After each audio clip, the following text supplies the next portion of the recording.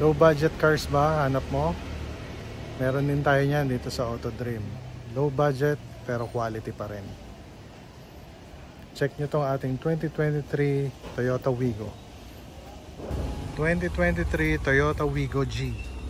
Top of the line. 1.0 engine. Mileage niya is 38,000 kilometers. Original mileage yun or double your money back tayo kung tampered. Pakita ko sa inyo yung loob niya. Medyo madumi pa to, hindi pa to na detail, bagong kuha lang namin. So ito yung upuan niya, fabric,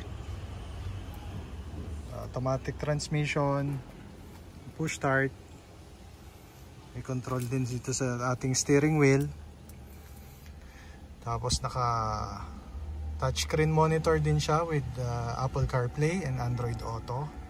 Meron din tong GPS, meron din tong dashcam na built-in. Tapos dual airbag din to. Ito naman yung kanyang second row. Ang asking price natin ito is 488,000 lang. Very negotiable pa yon. For another low budget car pero quality pa rin. Super sariwa na 2011 Honda Accord 2.4. Engine ito is 2.4 liter iVTEC.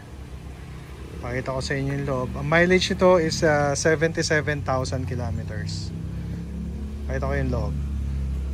Yan. All leather din. All leather seats. Meron siyang dual front airbags at saka dual side airbags. Tapos naka power seats din to. Leather din yung kanyang steering wheel. Automatic transmission. Stock lang to ha, stock.